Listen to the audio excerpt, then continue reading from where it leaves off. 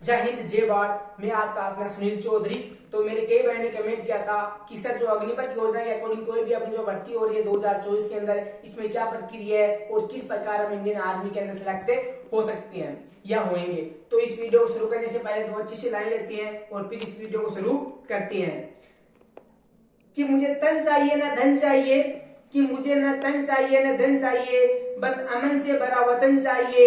जब तक जिंदा रहूं इस मातृभूमि के लिए, और जब तक मरूं तो तिरंगा कफन चाहिए, तिरंगा कफन चाहिए। इस मोटिवेशन लाइन के साथ हम अपने वीडियो को शुरू करते हैं कि सर 2024 के अंदर जो अपनी टीआर आर्मी अर्थात जो भी अपनी अग्निपथ योजना के अकॉर्डिंग भर्ती होगी वह किस प्रक्रिया से होगी और अपन इसमें किस प्रकार से अपना चांस है वो पा सकते हैं।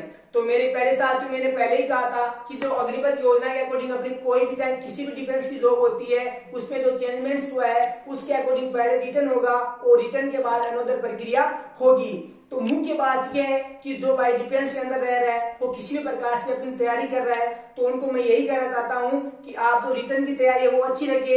यदि आपका रिटर्न ही कर लेना होगा तो आपका फिजिकल किसी भी प्रकार से काम में नहीं आएगा। आपको क्या करना है कि जो एक मुख्य रूप से रिटर्न हो गया और रिटर्न के साथ साथ अपने फिजिकल पर भी ध्यान देना है, ताकि ऐसा ना हो कि आपका रिटर्न क्लियर हो जाए और फिर आपको फिजिकल के अंदर आउट कर दिया जाए।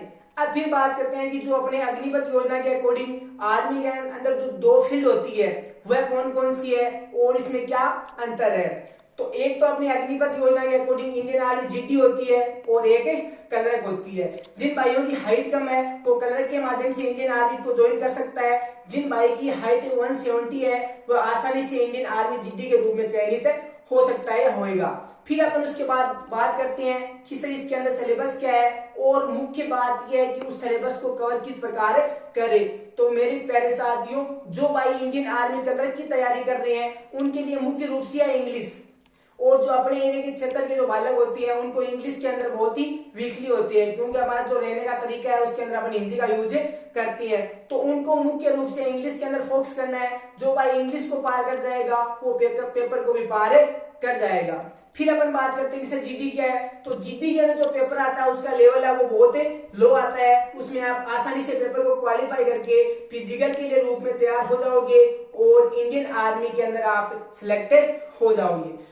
उसके बाद अपन बात करते हैं कि सर रिटर्न होने के बाद जो अपने आगे की प्रक्रिया है वो क्या क्या होती है और अपन उसमें किस प्रकार सफल हो सकते हैं या होंगे।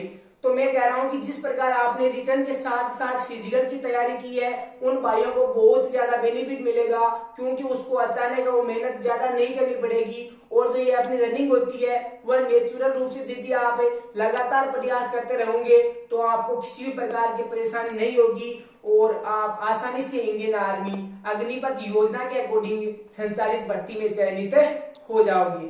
अगर इस प्रकार की आपको अन्य किसी प्रकार की इंफॉर्मेशन चाहिए तो आप मेरे से संपर्क करके जानकारी प्राप्त कर सकते हैं। जय हिंद जय भारत।